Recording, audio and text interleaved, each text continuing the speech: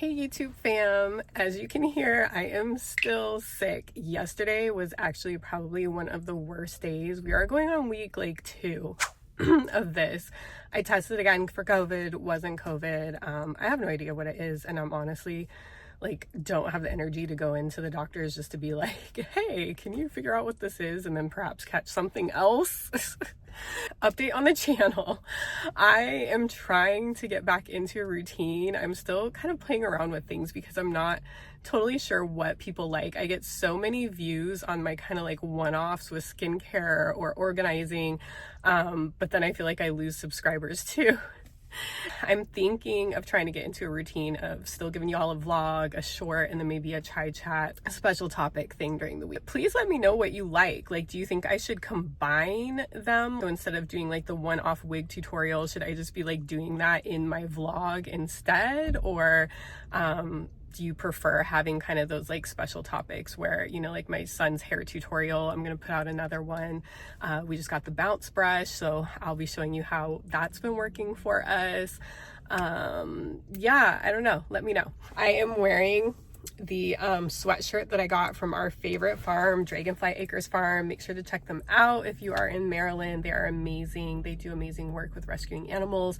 That is where we had our son's first birthday party and where I did one of the vending events, trying to clean out the house and start things off fresh for the new year.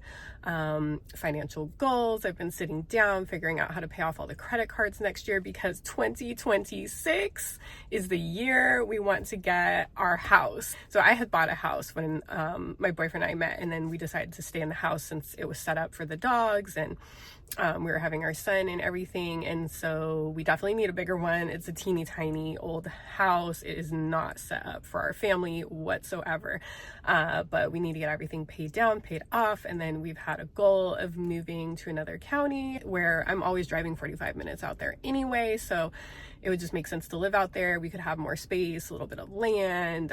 The area we're in, honestly, is not the best area. We do have a lot of crime where we live right now. I love our neighbors in our neighborhood, but it's also just not the safest place, unfortunately. So where we'd be moving would also be a better option for our little one.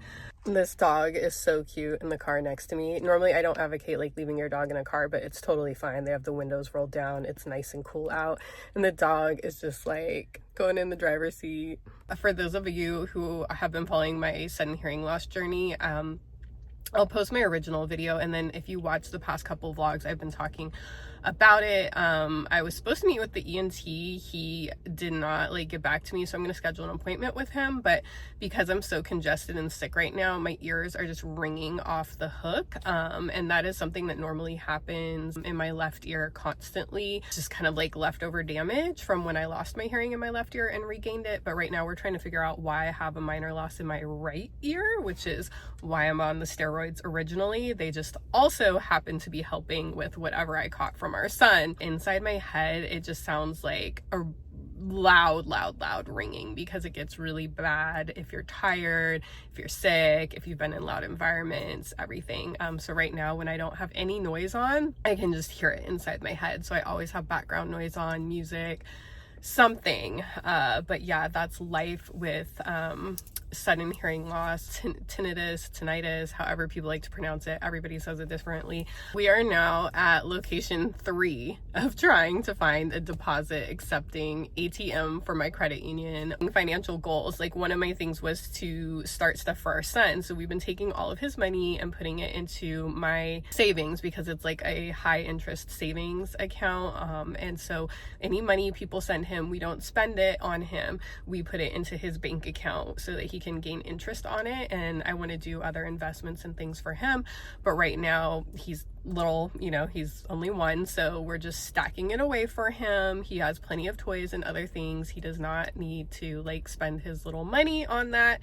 And the goal, of course, is that when he's older, he'll have this huge chunk of cash that he could put down on a home or use for whatever that would help him out to build a good solid financial future and generational wealth. So that is something I'll probably be talking about a lot more. When I was mentioning about buying another house, I have talked with like real estate investor about selling my current home or renting it out, and how can we create this really solid foundation for our son where he's not starting all over, where he doesn't have to start out from debt. So I'm first generation college student, tons of student loans. College costs are just astronomical. As a professor, I even tell students, if there are jobs and professions that you can go into, like the trades, some of those jobs make so much more money than what I make starting off. I mean, I have friends like out of college that went into other careers that make more than what I make now, working overtime, working summers, working multiple like side hustles from day one when they graduated. And then I have students where the trades will come recruit them, and by trades I mean things like HVAC or roofing, and those are tough jobs, but if you get into them, you could eventually build your own business and have employees working for you.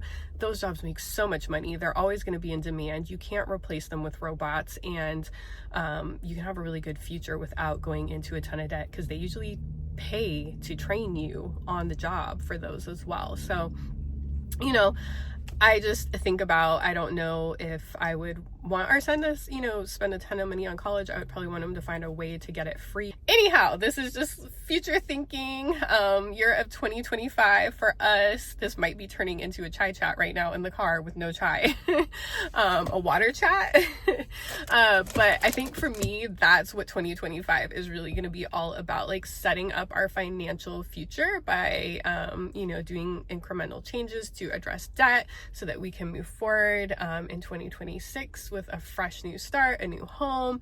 And then also like health wise, each month incrementally implementing something into my routine to help me. So the face yoga, I started doing that. That's kind of relaxing, and so that's like my one new thing for the month. That gives me 30 days approximately to implement that into my routine, and then the next month add in something I want to do for like my health, my wellness, or our financial future, 30 days to build that into the routine. So I kind of got that idea when I was recovering from postpartum preeclampsia, and the nurses would have to check in with me every day with my blood pressure readings, and they said, look, you need to make really healthy lifestyle changes because this has happened to your body. Just each year implement one new thing that you can stick with, and over each year you'll be getting yourself healthier and healthier. Well, I already didn't like eat red meat, smoke, drink, like a lot of the things, so for me it's more about regular exercise or cutting down on sugar, things like that. So that's kind of what I'm focused on, is like slow, incremental, doable changes. And it's okay if you like fall off the wagon. Everyone makes these New Year's resolutions, they can't stick through January and they're like, oh, it's over. No, just pick back up where you left off, and don't give yourself a whole list, so that's, maybe I'll get to 12 things over the next year that I will integrate as healthy habits, so keeping track of my spending better, there's a habit, so that I can make sure I'm paying things off every month and hitting my goals. Make sure I'm regularly going to the gym, build that into the routine. I was already doing that, obviously been out of the gym, so I've got to build that back into my routine. Yeah, that's kind of like my way of doing resolutions, but instead, it's kind of like when they say diet versus lifestyle, if you know what I mean. So that's the way I'm thinking about like lifestyle changes, and really using 2025 to make the most of what we have, instead of me constantly looking for like ways to make more money, do more, and exhausting myself.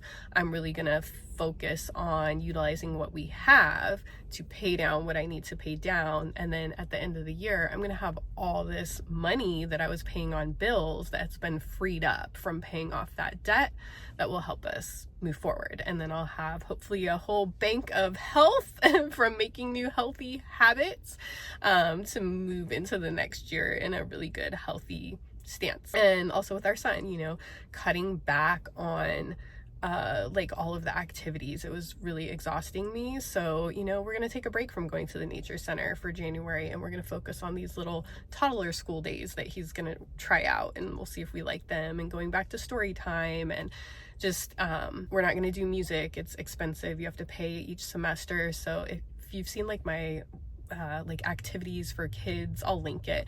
It kind of talked about like different price ranges and different activities for little ones when you're trying to socialize them when they're not quite school age and don't go to daycare and all those things. But yeah, I'm also trying to be a little bit more frugal in that area. So he'll still get to do things. It's just we're not gonna every single month have something that we have to like pay tuition for.